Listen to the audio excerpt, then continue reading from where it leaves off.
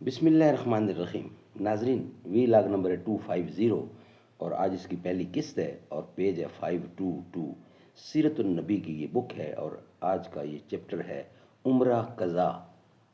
ناظرین، اس کتاب کے رائٹر ہیں مولانا صفی الرحمان مبارک پوری رحمۃ اللہ علیہ، اور اس کتاب کا ٹائٹل ہے الرحیق المختوم، یعنی سیرت النبی صلی اللہ علیہ وسلم پر دنیا بھر میں اول انعام یافتہ یہ کتاب ہے، جس سے یہ واقعات ہم آپ کے سامنے روزانہ کی بنیاد پر پیش کرتے ہیں۔ سیرت النبی صلی اللہ علیہ وآلہ وسلم۔ نحمدہ ونصلی علی رسولہ الکریم، بسم اللہ الرحمن الرحیم۔ دیا یہ حکم صحرا میں چلو اے قافلے والو، چمکنے کو ہے جگنو بن کے ہر ذرہ بیاباں کا۔ سوئے گورے غریباں جب گئی زندوں کی بستی سے، تو یوں بولی نظارہ دیکھ کر شہر خموشاں کا۔ عمرہ قضا یہ چیپٹر ہے آج کا، پیج 522 اور 250 وی لاگ ہے اور آج اس کی پہلی قسط ہے عمرہ قضا۔ امام حاکم کہتے ہیں یہ خبر تواتر کے ساتھ ثابت ہے کہ جب ذی قعدہ کا چاند ہو گیا تو نبی اکرم صلی اللہ علیہ وسلم نے اپنے صحابہ کرام کو حکم دیا کہ اپنے عمرہ کی قضا کے طور پر عمرہ کریں، یعنی اپنے عمرے کی قضا کے طور پر عمرہ کریں، اور کوئی بھی آدمی جو حدیبیہ میں حاضر تھا پیچھے نہ رہے۔ چنانچہ اس مدت میں جو لوگ شہید ہو چکے تھے انہیں چھوڑ کر بقیہ سب ہی لوگ روانہ ہوئے، اور اہل حدیبیہ کے علاوہ کچھ اور لوگ بھی عمرہ کرنے کے لیے ہمراہ نکلے۔ اس طرح تعداد 2000 ہو گئی، عورتیں اور بچے ان کے علاوہ تھے۔ رسول اللہ صلی اللہ علیہ وسلم نے اس موقع پر ابو رحم غفاری رضی اللہ عنہ کو مدینے میں اپنا جانشین مقرر کیا، 60 اونٹ ساتھ لیے اور ناجیہ بن جندب اسلمی کو اس کی دیکھ بھال کا کام سونپا۔ ذوالحلیفہ سے عمرے کا احرام باندھا اور لبیک کی صدا لگائی۔ آپ کے ساتھ مسلمانوں نے بھی لبیک پکارا اور قریش کی جانب سے بد عہدی کے اندیشے کے سبب ہتھیار لے کر جنگجو افراد کے ساتھ مستعد ہو کر نکلے۔ جب وادی یاجج پہنچے تو سارے ہتھیار یعنی ڈھال، سپر، تیر، نیزے سب رکھ دیے اور ان کی حفاظت کے لیے اوس بن خولی انصاری رضی اللہ عنہ کی ماتحتی میں 200 آدمی وہیں چھوڑ دیے، اور سوار کا ہتھیار یعنی میان میں رکھی ہوئی تلواریں لے کر مکے میں داخل ہوئے۔ رسول اللہ صلی اللہ علیہ وسلم مکہ میں داخلے کے وقت اپنی قصوہ نامی اونٹنی پر سوار تھے۔ مسلمانوں نے تلواریں حمائل کر رکھی تھیں اور رسول اللہ صلی اللہ علیہ وسلم کو گھیرے میں لیے ہوئے لبیک پکار رہے تھے۔ مشرکین مسلمانوں کا تماشا دیکھنے کے لیے گھروں سے نکل کر کعبہ کے شمال میں واقع جبل کئی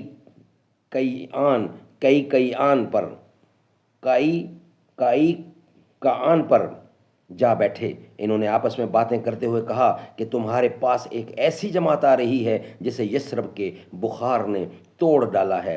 اس لیے نبی اکرم صلی اللہ علیہ وسلم نے صحابہ کرام کو حکم دیا کہ وہ پہلے 3 چکر دوڑ کر لگائیں، البتہ رکن یمانی اور حجر اسود کے درمیان صرف چلتے ہوئے گزریں۔ کل 7 چکر دوڑ کر لگانے کا حکم محض اس لیے نہیں دیا کہ رحمت و شفقت مقصود تھی، اس حکم کا منشا یہ تھا کہ مشرکین آپ کی قوت کا مشاہدہ کر لیں۔ اس کے علاوہ آپ نے صحابہ کرام کو استباح کا بھی حکم دیا۔ استباح کا مطلب یہ ہے کہ دایاں کندھا کھلا رکھیں اور چادر داہنی بغل کے نیچے سے گزار آگے پیچھے دونوں جانب سے اس کا دوسرا کنارہ باقی کندھے پر ڈال لیں۔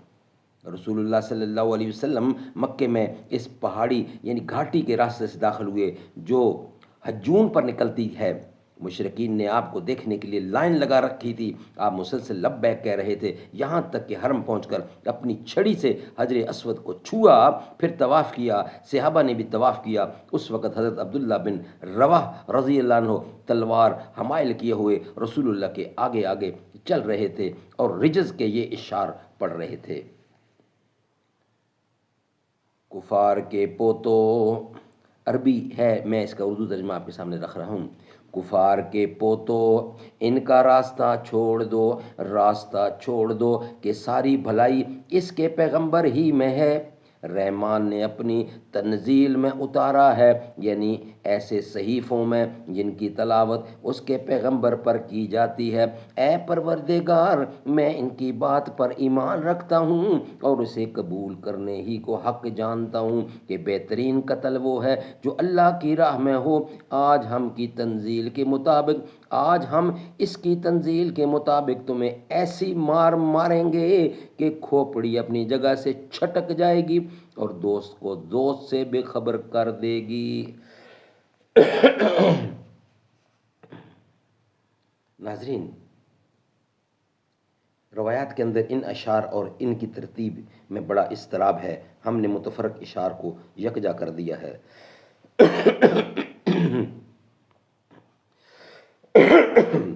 हज़रत अनस रज़ी अल्लाह की रवायत में ये भी मज़कूर है कि इस पर हज़रत उमर बिन ख़त्ताब रज़ी अल्लाह ने कहा, ए इब्ने रवा, तुम रसूलुल्लाह सल्लल्लाहु अलैहि वसल्लम के सामने और अल्लाह के हरम में शेर कह रहे हो।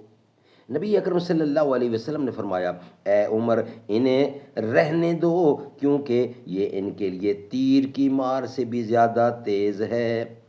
रसूलुल्लाह सल्लल्लाहु अलैहि वसल्लम और मुसलमानों ने 3 चक्कर दौड़ कर लगाए। मुशरिकीन ने देखा तो कहने लगे, ये लोग जिनके मुतल्लिक़ हम समझ रहे थे कि बुखार ने इन्हें तोड़ दिया है, ये तो ऐसे और ऐसे लोगों से भी ज़्यादा ताकतवर हैं।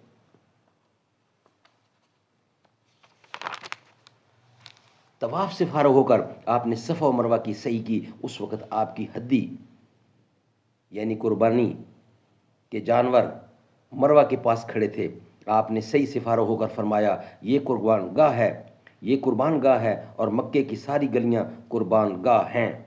इसके बाद मरवा ही के पास जानवरों को कुर्बान कर दिया, फिर वहीं सर मुंडाया। मुसलमानों ने भी ऐसा ही किया। इसके बाद कुछ लोगों को याजिज भेज दिया गया कि वो हथियार की हिफाजत करें, और जो लोग हिफाजत पर मामूर थे वो आकर अपना उम्रा अदा करें। रसूलुल्लाह सल्लल्लाहु अलैहि वसल्लम ने मक्का में 3 रोज़ क़याम फरमाया।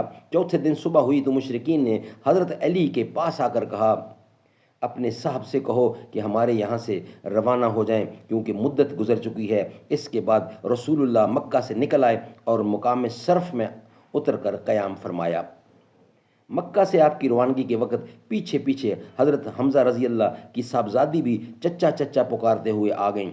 इन्हें हज़रत अली ने ले लिया। इसके बाद हज़रत अली, हज़रत जाफ़र और हज़रत ज़ैद के दरमियान उनके मुतल्लिक़ इख्तलाफ उठ खड़ा हुआ।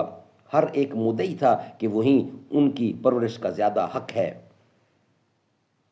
हर एक मुद्दई था कि वही इनकी परवरिश का ज़्यादा हक़दार है।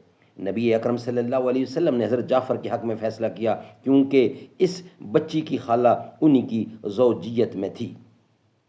इसी उम्रा के सफ़र में नबी अकरम सल्लल्लाहु अलैहि वसल्लम ने हज़रत मैमूना बिनते हारिस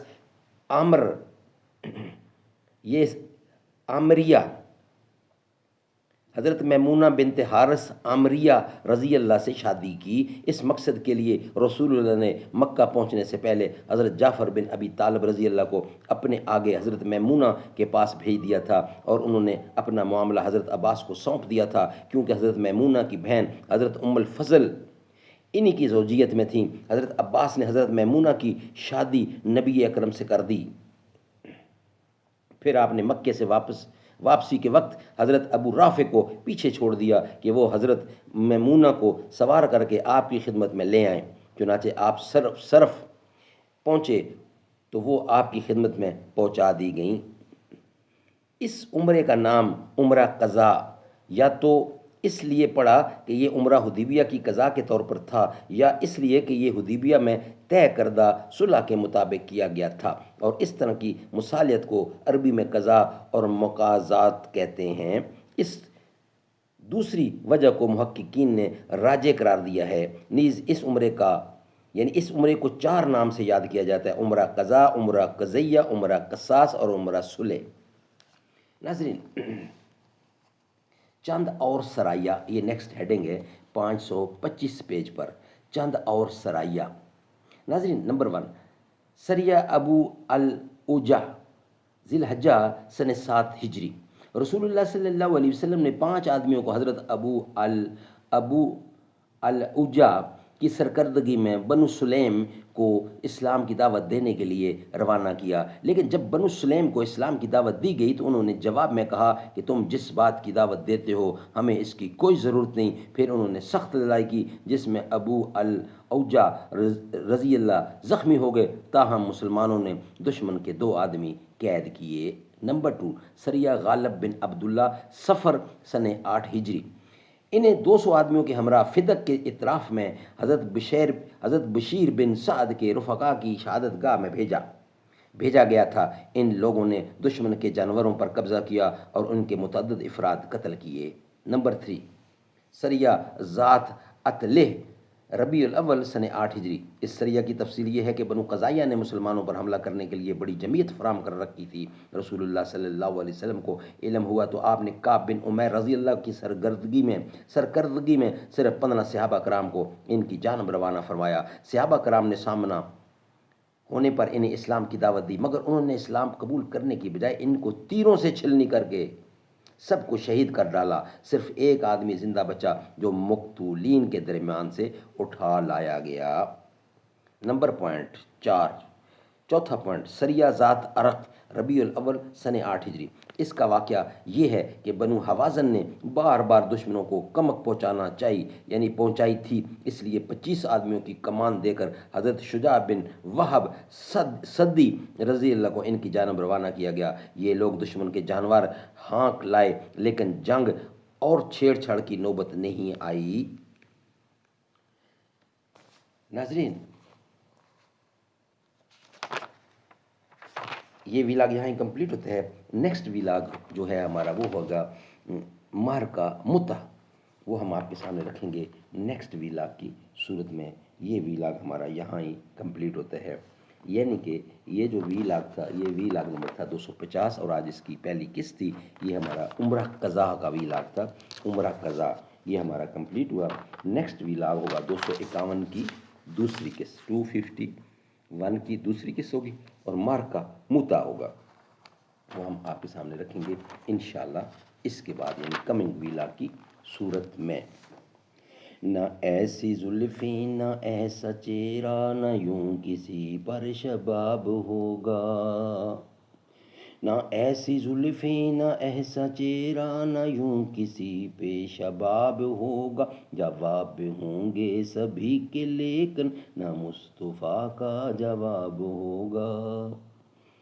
جو چہرہ نکلے تو صبح ہوگی، جو زلف بکھرے تو رات ہوگی، جو چہرہ نکلے تو صبح ہوگی، جو زلف بکھرے تو رات ہوگی، پسینہ ان کا گرے گا جس پر وہی تو ذرہ گلاب ہوگا، پسینہ ان کا گرے گا جس پر وہی تو ذرہ گلاب ہوگا۔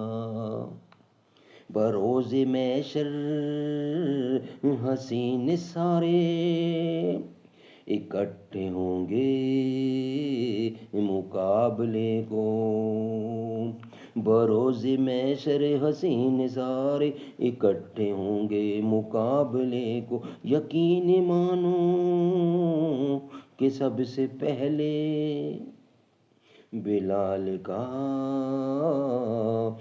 انتخاب ہوگا، بروز محشر حسین سارے اکٹھے ہوں گے مقابلے کو، یقین مانو کہ سب سے پہلے بلال کا انتخاب ہوگا۔ کتنے لاشیں پڑی ہیں کربل، حسین کا سر کہاں ہے بولو، کتنے لاشیں پڑے ہیں کربل، حسین کا سر کہاں ہے بولو، جواب آیا کہیں وہ نیزے پہ پڑھتا کتاب ہوگا، کتنے لاشیں پڑے ہیں کربل حسین کا سر کہاں ہے بولو، جواب آیا کہیں وہ نیزے پہ چڑھتا کتاب ہوگا، زیر مدفن فرشتے بولے سنا ہو آقا کی نہت کا، سنا ہو آقا کی نہت حاکم، زیر مدفن فرشتے بولے سنا ہو آقا کی نعت حاکم، تمہیں سنا کر ثواب ہوگا تو ہم کو سن کر ثواب ہوگا، زیر مدفن فرشتے بولے سنا ہو آقا کی نعت حاکم، تُنے سنا کر ثواب ہوگا تو ہم کو سن کر ثواب ہوگا، نہ ایسی زلفیں نہ ایسا چہرہ نہ یوں کسی پہ شباب ہوگا۔